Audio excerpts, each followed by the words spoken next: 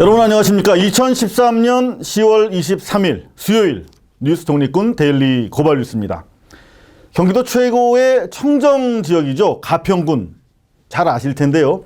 이 산 좋고 물 맑은 고장 군수가 벌써 연이어서 3명째 임기를 채우지 못하고 중간에 법정에서는 전통을 잇고 있습니다.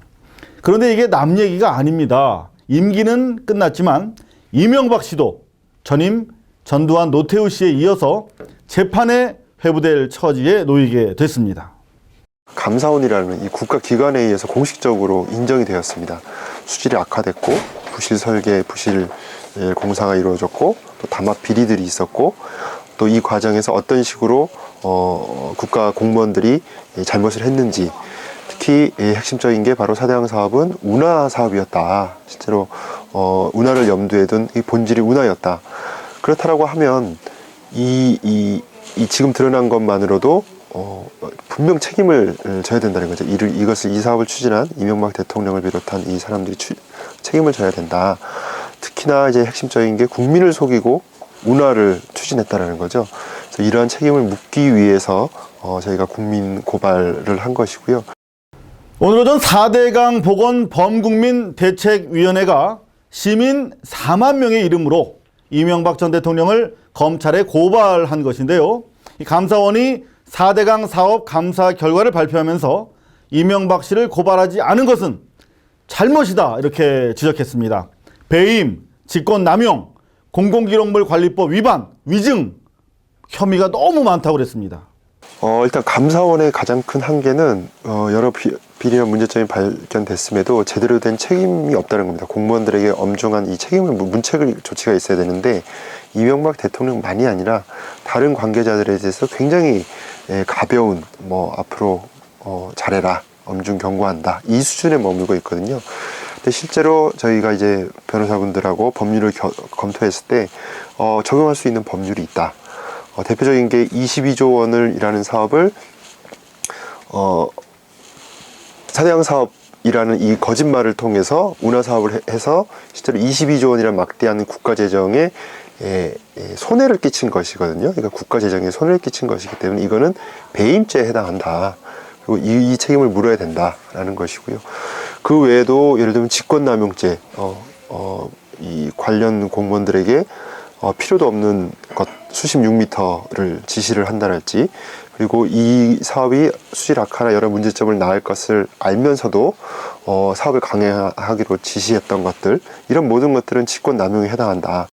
시민들 화가 많이 나셨는데요. 더구나 요즘 낙동강 수질 악화 때문에 지역민들 심기도 너무 좋지 않아서요. 이 검찰도 이명박 씨 수사를 안 할 수 없을 것 같습니다.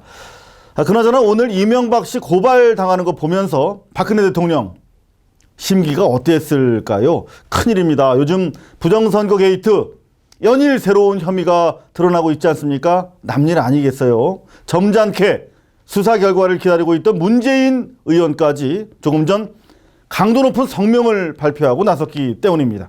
문재인 의원이 뭐라고 얘기했습니까? 네, 문재인 의원은 댓글 사태와 관련해 박 대통령의 결단을 엄중하게 촉구한다고 성명서를 발표했습니다.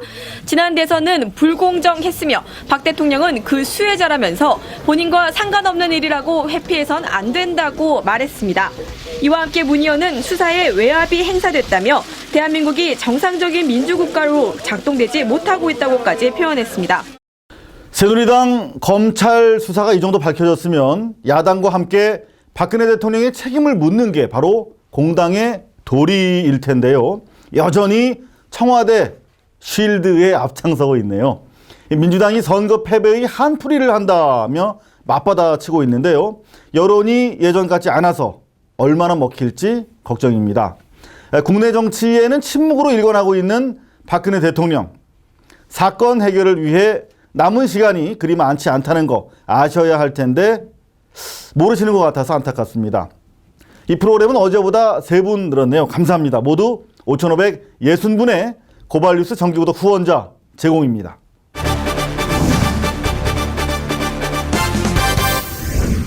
지난 14일 시작된 국정감사가 어느덧 중반으로 들어서고 있습니다. 역대 최대 규모로 치러지고 있다는 국감.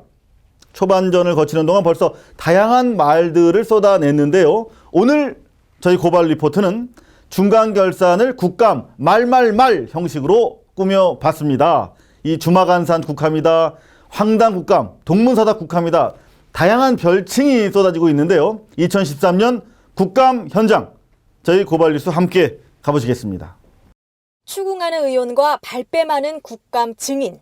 피할 수 없는 한판 승부가 때로 소중한 진실을 드러내기도 합니다. 하지만 대개 질문도 답변도 눈살을 찌푸리게 하는 경우가 많습니다. 이마용과 어떻게 알게 됐습니까? 소개팅으로 알게 됐습니다. 소개팅으로. 예. 그러니까 말입니다. 국정원 대선 개입 사건과 관련해 정치 공세라며 증인 감싸기 행태를 보이던 새누리당은 추가 증거들이 쏟아져 나오자 아예 드러내놓고 증인 변호를 자처해 범죄 은폐에 앞장서는 게 아니냐는 비판을 받았습니다.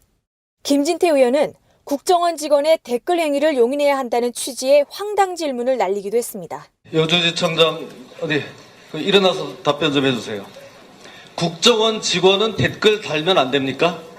김진태 의원의 황당 질문에 기자들도 어이없어 웃음보를 터뜨리고 말았는데요. 이어지는 같은 당 정갑은 의원의 질문에는 기자들 한숨을 내쉴 수밖에 없었다고 합니다. 김일성 비밀 교실이라는 얘기 들어봤습니까?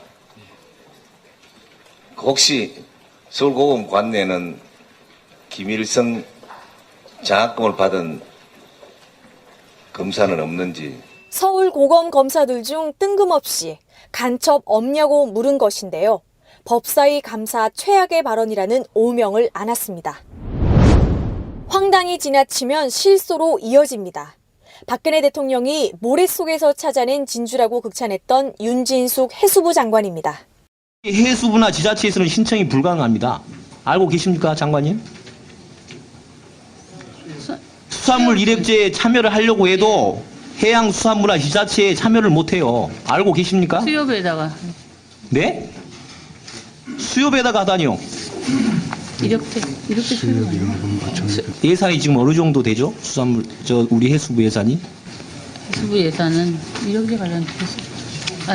제가 지금 그 예상 15억이라고. 15억입니다. 15억을. 윤 장관, 무려 이틀이나 예행 연습을 했다고 하는데요. 결과가 영 신통치 않아 보입니다. 지켜보던 해수부 직원들, 모래에서 건져낸 붉은 진주처럼 얼굴이 벌겋게 달아올랐습니다.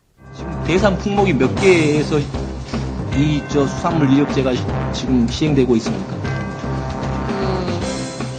20개 업체, 20개 안에서, 20개 품목이 안에서 하고 있습니다. 명태, 참돔, 가리비는 여기에 들어가 있습니까? 안 들어가 있습니까? 지금 안 들어가 있죠. 이제 여기 이거 지금 지원을 하고 있습니까? 올해 얼마 지원돼 있었습니까? 매일 500억, 매년. 언제까지죠? 박근혜의 진주 윤 장관은 덕분에 매일 500억씩을 지원하는 500억 장관이라는 별칭까지 얻었습니다. 국감 현장에서는 여야가 공수를 바꿔가며 고성이나 논쟁을 벌이는 게 상례지만 이번 국감에서 거의 유일하게 여야가 한 목소리를 낸 사안도 있었습니다. 바로 4대강 사업 실패와 그에 따른 환경오염 문제였습니다. 특히 새누리 의원들 많이 급해 보였는데요.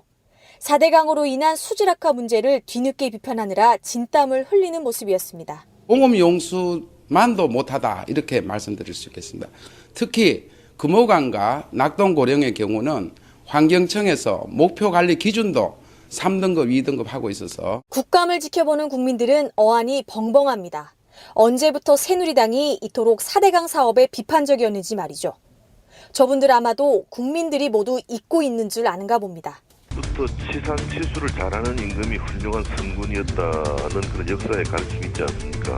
4대강 사업이 바로 이 치산 치수인데 이명박 대통령은 우리나라 최고의 토목공사 전문가인데 자신 있다는 거 아닙니까? 전 국토가 거대한 공사장처럼 느껴지게 해야 된다.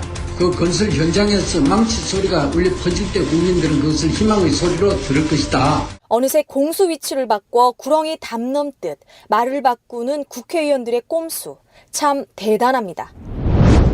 언론에 크게 부각되지는 못했지만 국민들의 박수를 받기 위한 선량들의 피 튀기는 국감 활동도 몇몇 볼만한 것들이 있었습니다. 대기업들의 횡포로부터 우리 사회의 을들을 지켜내기 위한 민심 잡기 경쟁이 바로 그것이었는데요. 민주당 이하경 의원입니다. 상품을 공급하는 대장이랑 사장이 대리점 판매원을 쪼개라고 하면 버틸 수 있는 대리점도 하나라도 있을까요? 이건 깡패들이 호텔을 뺏고 나이트바를 뺏고 하는 수법하고 뭐가 다릅니까? 민주당 이 의원, 아모레퍼시픽의 대리점 쪼개기 횡포에 대해 통쾌한 일침을 날렸는데요. 이어 새누리당 신동우 의원, 역시 한국 소비자를 봉으로 대하는 대기업을 향해 쓴소리를 쏟아냈습니다. 현대자동차가 미국에서 이런 광고를 했습니다. 들어보세요. 자동차의 안전사양이 옵션이라면 우리의 생명도 옵션이라는 것이냐, 이렇게 광고를 했어요. 그렇다면 미국 소비자의 생명은 필수고 국내 소비자의 생명은 옵션이냐, 이런 얘기 아닙니까? 현대차가 미국에서는 중중형차인 아반떼에도 4세대 에어백을 장착하면서 국내에서는 에쿠스 등 고급 기종에만 4세대 에어백을 장착하고 있는 것을 문제 삼았는데요. 수타페 사태 대응으로 한 차례 무리를 빚었던 현대차의 국내 소비자에 대한 차별, 정도를 넘었다는 지적입니다.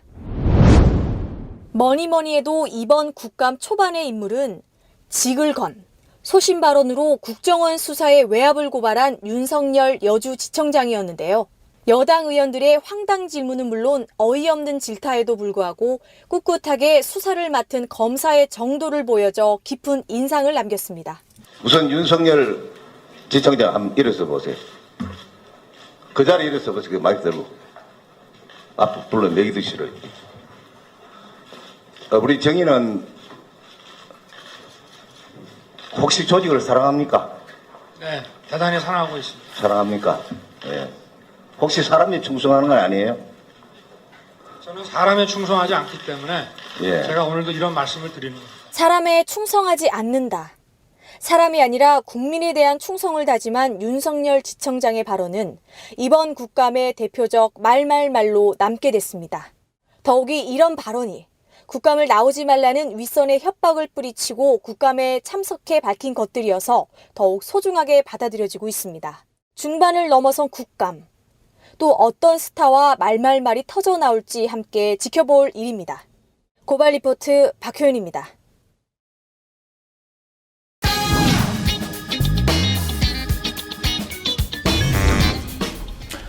박근혜 정부의 전교조 사냥이 한창입니다. 그의 아버지인 독재자 박정희도 5.16 군사 쿠데타 이후에 교원 노조를 용공 세력으로 몰아서 강제 해산한 적이 있었는데요. 부전 여전이죠. 부전 여전이라고 그럴까요? 22일 어제죠. 그러니까 국가인권위원회는 전교조에 대한 정부의 조처가 인권 침해에 해당한다고 위원장 명의 성명까지 발표를 했습니다. 그럼에도 불구하고 정부는 끝내 내일 전교조의 노조 승인을 취소할 것이라면서 최후 통첩을 보낸 상태입니다. 50년 만에 재현된 2013년판 교원노조 탄압과 관련해서 오늘 황노현 교육감님을 모셔서 대담을 나누도록 하겠습니다. 자, 교육감님 나오셨습니다. 안녕하십니까? 예, 안녕하세요. 예. 야, 사실 그동안 좀 모진 고초를 당하셨어요. 그래서 이거 사회 활동을 다시 하시려면 시간이 얼마나 걸릴까 사실 많이들 기대를 했는데 지난번에 만델라 그 생일이었나요? 네. 그때 가서 제가 뵀어요. 네. 그 생일 잔치를 하셨다고요? 네. 제가 만델라 워낙 존경했기 때문에. 예. 그래도 이 다른 대륙의 사회 활동가 전 대통령을 위해서 생일 잔치까지 할 만한 뭐 특별한 이유가 있으셨나요? 정말 존경할 만한 분이시고요. 특히 우리나라 이제 극단적 대립 갈등 같은 게 너무 심한데 정말 통합의 리더십의 본이다 이렇게 생각을 했고요. 특히 도덕적이면서도 통합적인 리더십을 한 분이라 제 마음속에 워낙 깊이 새겨진 분이에요. 그래서 그냥 넘어가지 못했습니다. 그러시군요. 예. 그래서 저희가 또 얼떨결에 갔다가 우리 교육관님 뵙고 인터뷰도 하고 그랬었는데 다시 이렇게 뵙게 돼서 너무 반갑습니다. 오늘 사실 저희가 교육감님 뭐 그동안 고생하신 거 그리고 앞으로 또 활동 계획 다양한 사실 궁금한 질문거리가 있는데 전교조 문제에 대해서 좀 우리가 시급하게 이야기해야 될 부분이 있다. 그렇게 이렇게 또 저희가 전해 들었어요. 인터넷, 트위터에서도 전교조와 관련된 우려를 많이 밝히셨는데 전교조에 대해서 왜 이렇게 관심이 많으십니까? 예, 사실 저는 전교조하고 찰떡궁합을 이룬 교육감으로 평가받은 적이 없습니다. 오히려 일정한 거리두기를 한 교육감. 그래서 약간 섭섭한 마음마저도 있는 교육감으로 봤을 거예요. 그런가요? 저희가 외부에서 보기에는 아무래도 이제 공교육 개혁, 공교육 혁신을 하시면서 전교조랑 상당히 중요한 파트너십을 유지하셨던 것 같은데, 그래서 그런 차원에서 전교조의 어떤 지지를 밝히시기 위해서 나오신 걸로 알았는데 그게 아닌가요? 아니요. 저는 그러나 전교조는 워낙 중요한 공교육 혁신의 파트너죠. 혁신학교 운동 같은 게 전교조 선생님들의 열정과 헌신 또 실력이 없이는 불붙기가 어려웠거든요. 그런 의미에서 전교조 선생님들 굉장히 귀하신 분들이고요.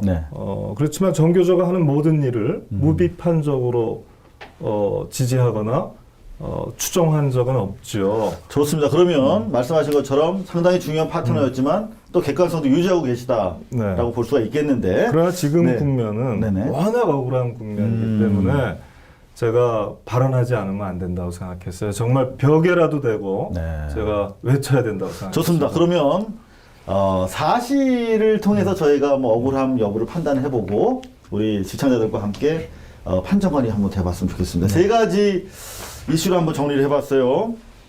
사실은 첫 번째, 전교조 불법화는 불법이다. 이게 사실입니까? 네, 저는 그렇게 생각합니다. 좋습니다. 생각이 얼마나 구체적이고 타당한지 한번 확인해 보도록 하겠고요. 전교조 해직자는 내부 고발자들이다. 따라서 조합의 이름을 지켜줘야 하는 분들이다. 이런 부분에 대해서 이게 사실을 보십니까? 100% 그런 건 아니고요. 다른 제도의 희생자, 다른 악법에 또 하나의 시대착오적인 악법이 있거든요. 그런 정치적 기본권을 교사와 공무원에게 전면 부인하는 그런 악한 제도의 시대착오적인 제도의 희생자들도 계세요. 좋습니다. 이게 과연 시대착오적인 법의 희생자이신지, 그래서 이분들이 충분히 보호받아야 되는지에 대해서도 저희가 잠깐이라도 한번 확인해 보도록 하겠습니다. 전교조는 마지막으로 참교육을 위한 대안이다. 이 부분에 대해서는 어떻게 보고 계시죠? 네, 저는 뭐 굉장히 많은 부분에서 그렇다고 생각해요. 유일한 대안이라고 말씀드릴 필요는 없고요. 그러나 전교조가 그동안 기치로 내걸었던 것들, 그리고 실천으로 어느 정도 확보하고 있었던 것들이 공교육의 방향이다. 21세기 민주사회가 요구하는 공교육의 방향이다. 이렇게 생각하는 데는 변함이 없습니다. 좋습니다. 그럼 본격적으로 사실 확인에 한번 들어보도록 하겠습니다. 전교조가 불법시 되는 이 상황은 불법적 상황이다. 자, 왜 이렇게 현 정권은 전교조를 싫어합니까? 못마땅해 합니까? 50년 전에도 그랬죠? 교원노조. 왜 이 지금 전교조를 이렇게 몰아붙이고 있는 거예요? 글쎄, 일단은 전교조 선생님 중에 단 한 분도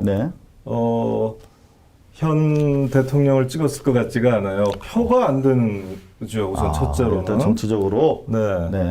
두 번째로는 참 이건 설명하기가 어려운데요. 근데 전체적인 지금의 풍경을 보면 역시 다 연결되어 있다는 생각이 들거든요. 그 이른바 시대를 거꾸로 가는, 그래서 많은 사람들한테 지금 당혹과 충격, 경악을 안기고 있는데요. 이런 이른바 국정원 사태라든가 또는 검찰 사태, 전교조 사태는 한 뿌리에서 나온 다른 광산국들이다. 그러니까 동일 주제에 의한 광산국이다. 그리고 그 주제는 역시 민주주의와 헌법에 대한 존중과 충성이 결여된 데서 내지는 미진한 데서 나오는 현상이다. 이렇게 보고 있죠. 자, 그런데 이 박 정권 치하의 국가인권위원회가 정부 조치, 이게 인권 침해에 해당한다 하는 내용을 이례적으로 위원장 성명까지 냈단 말이죠. 그런가 하면은 또 ILO에서도 정부 간섭이 너무 심하다라고 간섭을 해오죠. 지금 끼어들고 있어요. 한마디 하고 있는데 정교조 사태 간단하게 정리 좀 해주시죠. 뭐가 좀 어떻게 돼가고 있는 겁니까? 이게 네. 복잡하다면 복잡한데요. 네. 그 법적 배경은 나중에 물어봐 주시고요. 네. 핵심은 정부에서 지금 9명, 정교조가 9명의 해직 교사를 조합원으로 유지하고 있죠. 유지하고 있는데요. 이것이 불법이라는 거예요. 그래서 조합원에게 그러니까 해직 교사에게 조합원 가입 자격을 주는 정교조 규약을 개정하라는 거죠. 이 개정하라고 이른바 시정명령을 내렸고요. 법이 그렇게 돼 있으면 그렇게 따라야 되는 거 아닌가요? 그것이 이제 법이 제대로 돼 있으면 당연히 따라야 됩니다. 그리고 법에 대해서 설령 이건 좀 독소 조항이고 이건 좀 악법 같아도 네. 우리가 최고로 인내해야 될 필요가 있을 때가 있어요.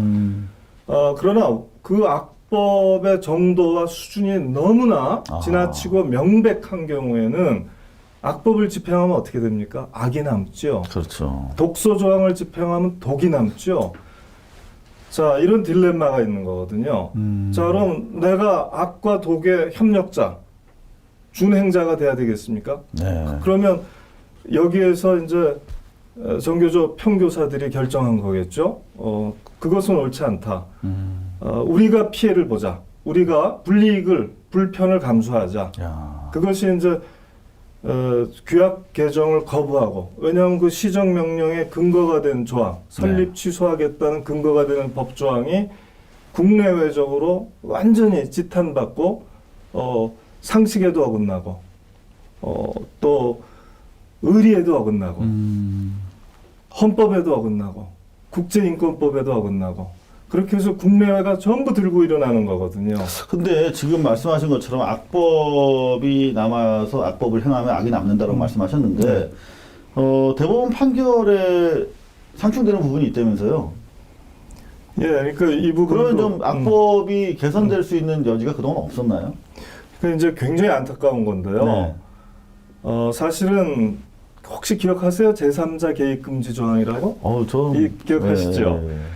근데 노동조합에는 현직 그 회사원, 그러니까 노동자, 뭐 현직 교사만 되고 실직자나 정규해고를 당한 사람이나 기타 이유로 해직된 사람 또는 예비 전문가라든가 이런 사람들은 절대 노조원이 될 수 없다. 그건 노동조합이 자율적으로 아무리 그렇게 규약을 정해도 그것은 안 된다고 하는 거란 말이에요, 지금. 네. 근데 이것이 너무 터무니없거든요. 왜냐하면 대원칙은 노동자들이 근로조건의 향상 또 사회경제적 지위를 높이기 위해서 단결하는 건 자유예요.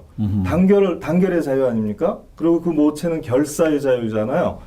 그러면 누구와 단결할 건지는 단결하는 사람들이 선택하도록 돼 있다. 주체가 돼서 선택하면 되는 거예요. 이게 바로 국제노동기구 ILO에서 권고하고 있는 게 바로 그거 아닙니까? 그러니까 노동자들이 스스로 판단하게 하라. 그렇죠. 네. 이게 국제 기준이고 글로벌 스탠다드고 보편 기준이거든요. 그러니까 여기에 너무 어긋나니까 대법원에서도 이렇게 결정을 했어요. 2004년도부터 판례로 확립이 되어 있는데요. 일주일 전에도 동일한 판례가 발표가 됐습니다. 산업별 노조, 직종별 노조, 그리고 지역별 노조, 이른바 초기업별 노조라고 그러거든요. 그 회사 소속 노조, 회사에 붙어 있는 노조가 아니라는 뜻이죠. 네, 회사 위에 있는 거. 네. 예, 그런 초기업종 노조에 대해서는 해고자든 조합원이 될 수 있는 거군요. 예, 해고자든 실업자든 될 수 있다라고 했거든요. 그랬으니까 2004년도에 법을 바꿨어야 돼요, 국회가. 그런데 우리는 어떻게 바꿨어야 되죠? 그러니까 일반 기업도 해고자를 노조원으로 가질 수 있도록. 아니요. 적어도 대법원 판결은 여전히 일반 기업별 노조, 이른바 현대차 노조라든가 뭐 어디 노조가 있으면 그 노조들에 대해서는 여전히 못 갖게 하고 있어요. 맞아. 전교조는 사실은 모든 학교들을 총괄하는 초월적인 노조니까. 그렇죠.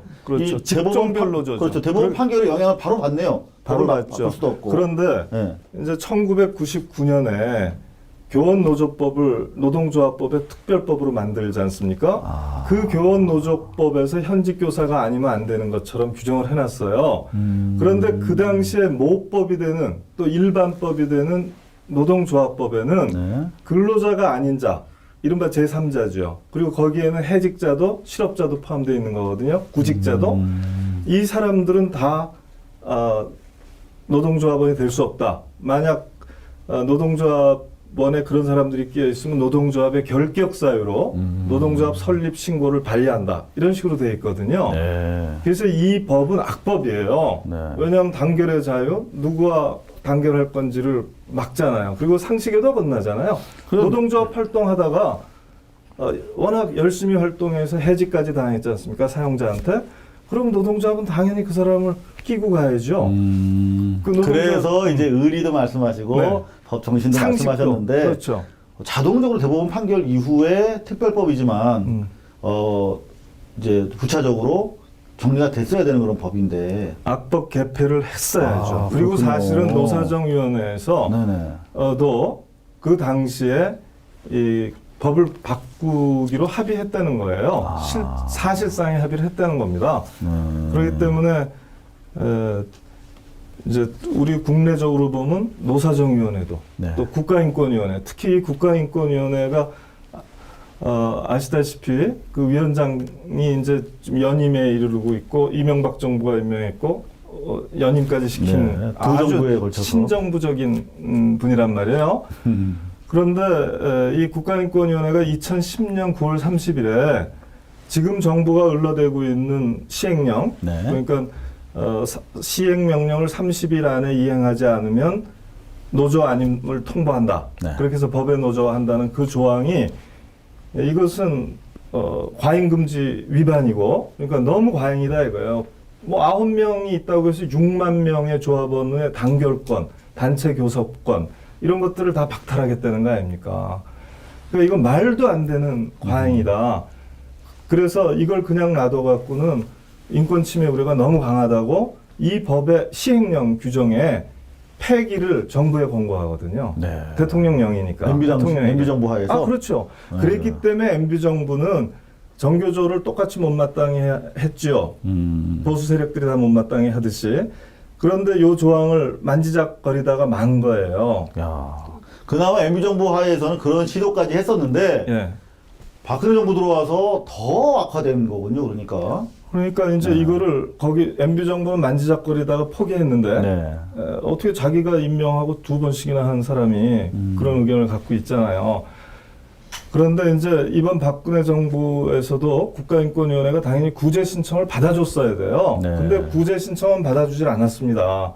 그건 국가인권위원회의 긴급 구제 권고가 나왔으면 훨씬 임팩트가 있거든요. 그러니까 영향력이 있는 건데 지금은 좀 비겁하게 한 거예요. 역시 꼼수를 쓴 겁니다. 국가인권위원장 성명서라는 형식이에요. 이건 법에 없는 형식이거든요.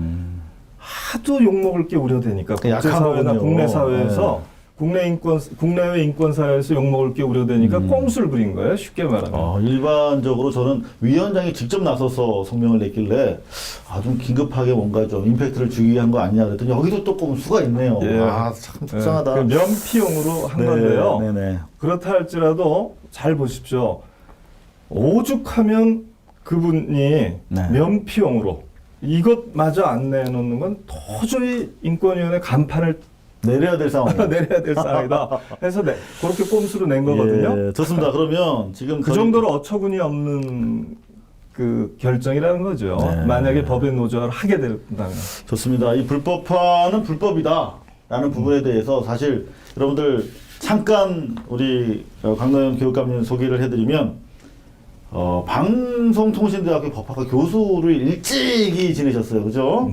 노동법 가르쳤습니다. 더구나 노동법. 그리고 민주화를 위한 전국 교수협의 공동의장 지내셨고 국가인권위원회 방금 말씀하신 사무총장을 역임하셨어요. 그리고 여러분들 잘 아시다시피 서울시 교육청 교육감을 지내셨지요. 자, 이런 법률가족 입장에서 사실은 밝혀주셨는데 불법화는 명백한 불법이다. 다만 법 개정 미비와 사회적 어떤 합의를 이행하는 정부 차원의 미비 때문에 이런 일이 생겼다. 정교조의 합법성은 여전하다. 이런 말씀으로 이해를 할 수가 있겠네요. 그러니까 예, 법의 정신. 네, 그럼 바로 넘어가야 돼요. 왜냐하면 진도를 저희가 뽑아야 네, 되기 네. 때문에. 두 번째, 정교조 해직자는 내부 고발자들이다. 이 답변에 앞서서 자, 일단 걱정되는 게 불법화가 되면 어떻게 되는 거예요? 어떤 불이익이 있나요? 이제 이른바 정교조는? 법의 노조. 네. 가 되지 않습니까? 노조 아님에 통보를 받으면 노조 아닌 걸로 국가가 취급하겠다는 뜻 아닙니까? 그렇죠. 그러면 그럼 어떤 일이 생기죠? 그러면 당장 교원 노조는 교육청으로부터 조합비 공제를 월급에서 할 수 있는 특권이 있거든요. 아, 그렇죠. 그런데 이제 CMS로 다 바꿔야 돼요. 불편하잖아요. 불편하다. 그 과정에서 많은 사람이 또 떨어져 나갈 수가 있죠. 그러니까 불편하죠.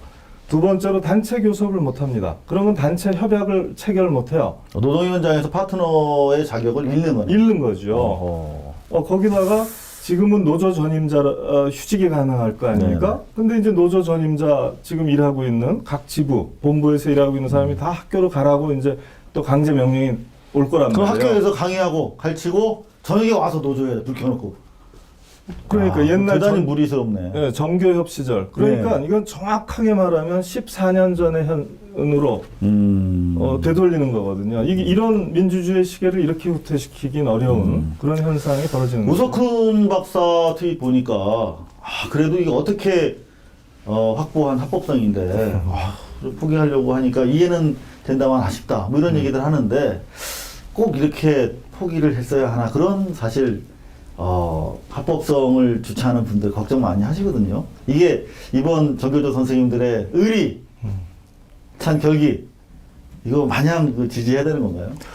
저도 이제 고민이 많았습니다. 곁에서 지켜보면서도. 그런데 저는 사실 이렇게 나오리라고 예상 못했어요. 그런데 놀랍게도 80%가 투표에 참가했고 70%가 규약 개정을 거부하자. 그러니까 악법 9명의 해직 노동자들 우리가 끌어안자. 근데 이제 꼭 그것만을 위해서가 아니죠. 이를테면 정말 헌법과 국제 규약, 노동 기준에 충실하자. 이제 이런 뜻이 있는 것이고요. 그러니까 진짜 규범에 충성해야지 전술적으로도 악법에는 굴종하지 않겠다. 이제 이런 거예요. 근데 이것이 사실 생각해 보면요. 이 정신이 간디의 비폭력 저항의 정신이었고 마틴 루터 킹의 비폭력 저항의 정신이고 함석헌 선생의 비폭력 저항의 정신이거든요. 다만 공개적이고 평화롭게 모든 법적 불이익을 감수하는 그 희생과 헌신을 그 자세가 앞으로 이제 공교육의 정상화 및 공교육 혁신으로 똑같게 투입돼서 나와야 됩니다. 그러지 않을 경우에는 정말 9명과의 의리를 위해서 만약 이렇게 했다 하면 어리석은 게 되죠. 좋습니다. 근데 의리도 무시할 수는 없어요, 사실은. 근데 저희가 살펴보면 9분 중에서 4분 같은 경우는 학내 비리를 정면으로 교육 환경을 개선하기 위해서 고발했다가 징계나 해임되신 분이고 나머지 5분들도 역시 큰 범죄에서 보면은 학교 교육 정상화를 위해서 하신 것 같은데 일부 보수 언론 뭐 구태여 거론하지 않겠습니다만은 이건 무슨 뭐 선거운동 하다가 해임된 거 아니냐 이렇게 비판하고 있거든요. 그 부분은 어떻게 받아들여야 될까요? 한번 생각해 보세요. 지금 교육감이 바뀜에 따라서 가장 많은 영향을 받는 사람은 교육감 선거운동 한 거죠. 그렇죠. 교육감 선거에 가장 많은 영향을 받는 분들은 교사들 아니겠어요? 학생이고 학부모고. 그 다음에 이제 교사를 통해서 학생이 영향을 받고 학부모가 영향을 받는 것이죠. 그러면 거기에 찬반 의사표시도 못하고 거기에 후원금도 낼 수 없고 자기 이름으로는 이게 정상이라고 생각하십니까?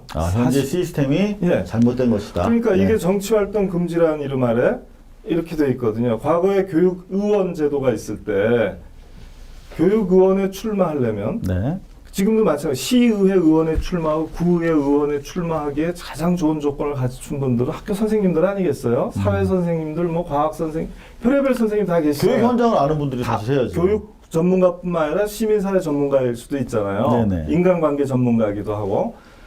그런데 이분들이 출마를 하려면 90일 전에, 50일 전에 다 사표를 내야 됩니다. 학교를? 그러면 그게 정치활동 금지의 실제 의미거든요. 그래서 그 5분의 선생님들은 그러니까 처음 이제 주경복 교수님이 출마하셨을 때, 그러니까 최초의 직선제 선거죠, 서울에서. 이때 주경복 교수님을 도운 분들이에요. 사표 안 내고 후원금 내고 그랬다고. 그것이 이제 문제가 돼갖고 벌금 80만 원서부터 그보다 좀 더 무거운 형을 받은 분도 계신데요. 그 집행유예 같은 걸로. 그러니까 이거는요, OECD 국가 안에서 다른 어디에서도 죄가 될 수 없는 거고, 사실은 우리가 물어봐야 됩니다. 과연 40만 교사에게, 그리고 앞으로 이제 더 증원돼야 되는데 그 숫자가, 그 활동력 있는 교사들, 교양 있고 활동력 있는 교사들을 정치적 좀비화하는 거거든요. 정치적 산송장으로 만드는 현행 제도가 옳은지. 이거는 사실은 이 정교조를 법에 노조화하는 것만큼이나 사실은 그 법은 정치적 성인들에 대해서는 폭력이죠. 우리나라만 갖고 있는 시대착오적인 악법이거든요. 이게 전교조 불법화 문제가 상당히 여러 가지 또 법률적이고 사회적 합의와 관련된 이슈들을 담고 있네요. 이거는 조금 좀 또 다른 차원의 문제인 것 같아서 이 정도 말씀을 드려야 될 것 같습니다. 변호는 해드릴 수 있다는 뜻이에요. 그렇습니다. 해직자들은 내부 고발장이 맞고, 그리고 일부 문제가 되는 5분에 대해서는 좀 더 우리 또 사회적 다툼, 논의와 합의가 필요하다. 이 정도로 정리를 해야 될 것 같습니다. 마지막으로 정교조는 참교육을 위한 대안이다. 정교조가 시작된 게 촌지 거부로 시작된 거죠. 그렇죠. 그 이후에도 사실 많은 일들이 있는데, 공교육 개혁이 아까 혁신의 파트너라고 말씀하셨어요. 어떤 파트너십을 유지하셨나요? 어떤 실익을 거두셨어요? 정교조와의 파트너십을 통해서? 꼭 정교조가 아니더라도 먼저 주체로서 각성한 교사들이 필요한 거거든요. 그래야지만 저 높이 멀리 있는 교육감이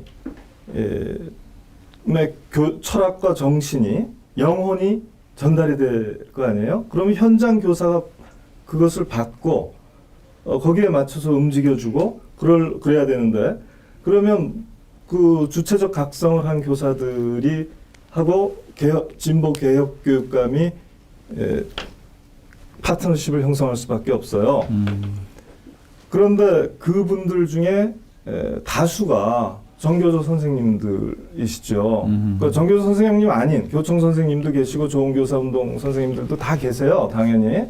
그러나 정교조 선생님들이 좀 더 많은 것 같아요, 제가 보기에는. 그래서 그분들하고 이제 협력 관계를 갖고, 또 그분들의 말씀을 듣고, 그분들의 조언도 듣고, 질책도 듣고, 저는 많이 그랬는데요. 잘 보십시오. 지금 정교조를 굉장히 뿔 달린 것처럼 생각하는 사람이 많거든요. 저는 깜짝 놀라서 지난번에 정교조 선생님 학생이 고발한 적도 있고, 종북조합하로 완전히 그냥 매도하는 경향이 있지요. 근데 한번 생각해 보세요. 정교조가 처음에 촌지거부 운동을 했고, 그 다음에는 경쟁교육 심화 정책에 반대를 했습니다. 자, 자사고 특목고 반대했고요. 그런데 어떻게 됐습니까? 자사고 현 정부에서 사실상 폐지 수순에 들어갔잖아요. 그 정교조가 반대 그렇게 안 했으면 안 됐을 거예요. 그러니까요. 일제고사, 전국 일제고사 반대 투쟁을 했죠. 그런데 어떻게 됐습니까? 초등학교 일제고사 폐지됐지 않습니까? 정교조가 그런 희생을 무릅쓰지 않았으면 이렇게 또 안 되는 거거든요. 따지고 보니까 정교조가 반대했던 것들이네요. 그렇죠. 그리고 국제중학교 그렇게 반대했잖아요. 특공교육이라고. 지금 아시다시피 영훈중학교니 뭐 대원중학교, 국제중학교들, 청심중학교 전부 입학 부정으로 얼룩져 있잖아요. 입학 부정과 연루된 학생이 1000명이에요, 1000명. 그러니까요. 영훈중학교. 그래서 잘 생각해 보면 정교조가 반대만 한 것 같은데 그 반대한 게 내용이 있는 거예요, 사실은. 그랬군요. 그러나 이제 정교조도 물론 성찰할 건 있죠. 왜냐하면 그런 반대 운동을 하는 과정에서 지나치게 경직됐다든가 또 일반 시민의 눈으로 보기에 받아들이기 어려운 부분이 있었기 때문에 지금 자꾸만 이렇게 물론 언론에 의해서 마녀 고립되고 있는 부분이 그렇죠. 있죠. 마녀 사냥의 대상으로 자꾸 바뀌는 부분이 있거든요. 그러나 잘 생각해 보면 이 교원 평가만 하더라도 저하고도 굉장히 대립을 하고 그랬었는데요. 사실은 교원 평가가 개선된 거는 정교조 선생님들이 굉장히 노력을 해서 또 많이 쓸데없는 것들이 개선을 향해 가고 있고 아마 더 개선돼야 되거든요. 저는 평가는 기본적으로 있어야 된다고 생각하는 사람입니다만 지금같이 번잡하고 비효율적인 성과 측정은 틀렸다고 보는 거예요. 그리고 그런 거에 입각한 성과급 나누기도 정교조 선생님들이 거부하는 게 일반 교사들의 정서를 대변하고 있어요. 그리고 그것이 교육적이라는 증거가 전혀 없습니다. 학교 간 경쟁을 시키는 것은 또는 표준화된 지표로 경쟁을 시키는 것은 영국이나 미국이 원조인데 그런 나라에서도 이것은 실패한 정책이라는 얘기가 나오고 있거든요.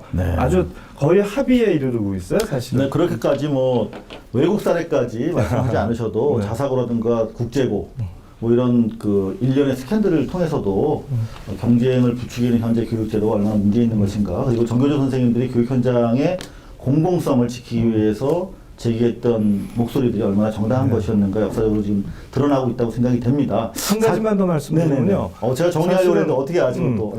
혁신학교 운동 지금 전국적으로 한 500개가 있는데 100% 정교조 선생님들이 하는 것도 전혀 아니고요. 그렇습니다만 정교조 선생님들 5분에서 10분 사이가 그 학교들을 싹 틔우고 있는 건 틀림없거든요. 그러니까 이 혁신학교는 학교 혁신, 교육 혁신의 모태가 될 텐데요. 거점이 되고 그 운동에 불을 댕긴 헌신과 열정을 정교조 선생님들이 학교마다 몇 명씩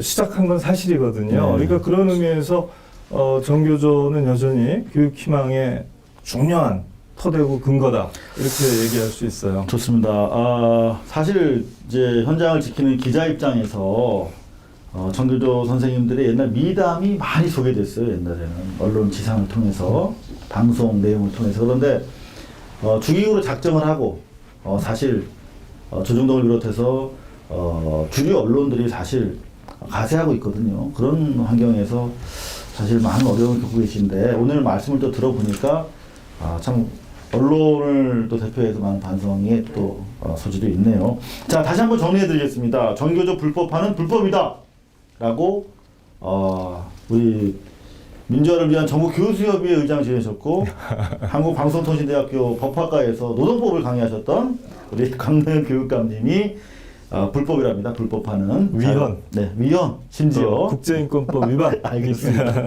네, 두 번째, 해직자는 내부 고발자들이다. 상당히 타당한 말씀 같고요. 정교조는 참교육을 위한 대안이다. 이렇게 주장 섞인 사실을 밝혀주셨습니다. 자, 끝으로 저희가 사실 우리 강릉 교육감님 모시고 앞으로 좀 다양한 우리 사회 이슈를 좀 더 공감할 수 있는 기회를 만들어 보려고 출연 계약을 지금 하려고 지금 이 토론 끝나고 지금 저희가 출연해야 되는데요. 앞으로 많이 기대해 주시고요.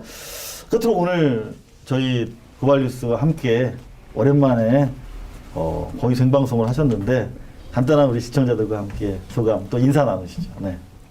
예, 제가 공직 추구권은 없습니다. 그러나 공익 추구권은 여전히 있지요. 그렇습니다. 그래서 그걸 갖고 있다는 게 다행스러운데 사실은 민주주의의 시계가 또 헌법의 풍경이 20, 30년 전으로 퇴보하면 그런 일반적인 공익 추구권이 마저도 위협을 받는 거거든요. 그래서 저는 이렇게 생각해요. 정말 패션, 옷 입고 하는 거에는 복고도 가능합니다. 그렇지만 정치와 인권에, 민주주의와 헌법에는 복고가 없다. 그것은 반동이라고 그러는 거거든요. 그래서 지금 어떻게 보면 굉장히 우려스러운 때입니다. 아까도 말씀드렸던 것처럼 국정원 사태와 검찰 사태, 그리고 정교조 사태는 동일한 뿌리의 가지들인데요. 여기에서 우리가 분명하게 정신 똑바로 차리면 또 희망은 있습니다. 언제든지 단기적으로는 우울하고 힘들어 보여도 장기적으로 시대 정신이 요구하고 이 상식과 법의 정신이 요구하는 것에 충실하면 반드시 이기게 돼 있거든요. 거짓이 진실을 이길 수가 없고요. 네. 불의가 정의를 이길 수 없습니다. 단기적으로는 사실 저희가 많이 답답한데 교수님 말씀 맞다나 정의가 이기는 세상을 위해서라도 저희 고발 뉴스 계속할 것이고요. 저희 광노현 교육감님 앞으로 많이 좀 도움 받도록 하겠습니다. 오늘 자리해 주셔서 감사합니다. 네. 예, 고맙습니다. 네. 예. 아쉽네요. 좀 시간을 많이 넉넉하게 가지고 좀 말씀을 나눠야 되는데 12.19 부정선거 게이트 모처럼 뉴스의 중심으로 다시 복귀했습니다. 뭐 NLL이다 내란 모이다 해서 뭐 부정선거 뉴스 없애려고 애들 많이 썼지 않습니까? 진실은 더러운 손바닥 몇 개로 가려질 수 있는 게 아닙니다. 12.19 대선을 부정선거로 규정하고 이를 고발하기 위해서 매일 뉴스죠. 데일리 고발 뉴스를 시작한 저희 제작진은 앞으로도 부정선거를 알리고 고발하기 위해서 현장을 열심히 지키도록 하겠습니다. 그래도 오늘 뉴스 문 닫기 전에 한마디만 덧붙일 게 있습니다. 교학사 친일 역사 교과서. 알고 보니까 훈민정음에 대한 기술이 통째로 없답니다. 생략되어 있답니다. 이 얼마나 과학적인 문자 체계인지, 얼마나 깊은 애민 사상이 담긴 것인지 전혀 다루지 않고 있다고 합니다. 그럼에도 이번 교육부가 수정 권고를 하면서 야, 네 잘못됐으니까 이거 너 다른 교과서에는 한 페이지 이상씩 있잖아. 이렇게 안 하고 아무런 지지를 하지 않았답니다. 한국역사연구회 등이 조금 전 긴급 발표한 내용입니다. 국민 여러분, 교과서 문제 별일 아니라고 치부하지 마시고 현 정권이 왜 우리 역사를 이토록 왜곡하려고 하는지 그 저희를 한 번만 저희와 함께 의심해 보시기 바랍니다. 뉴스 오늘꾼 데일리 고발 뉴스 2013년 10월 23일 수요일 순서 여기서 마치겠습니다. 시청해 주신 여러분 감사합니다.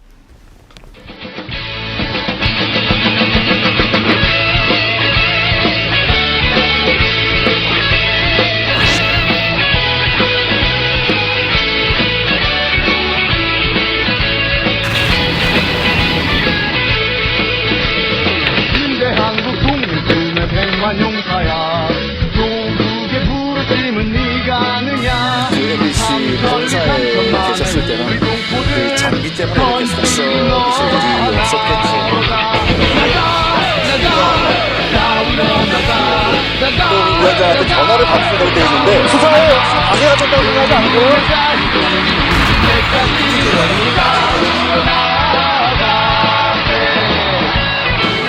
10년 전에 고발뉴스닷컴 이상호 기자의 고발뉴스라고 하는 홈페이지를 만들면서 그때 사실 어렸을 때 초년병 기자 생활을 할 때부터 너무 많은 사람을 구속시켰거든요. 그리고 너무 많은 사람을 다친 걸 봤고 근데 내가 도대체 이 기자직을 왜 하는 건지 되게 회의가 됐더라고요. 그래서 내가 그 홈페이지에도 담아놓은 얘기지만 내 국민의 산물이에요. 그러니까 고발은 사람에 대한 증오가 아니라 사회에 대한 사랑입니다.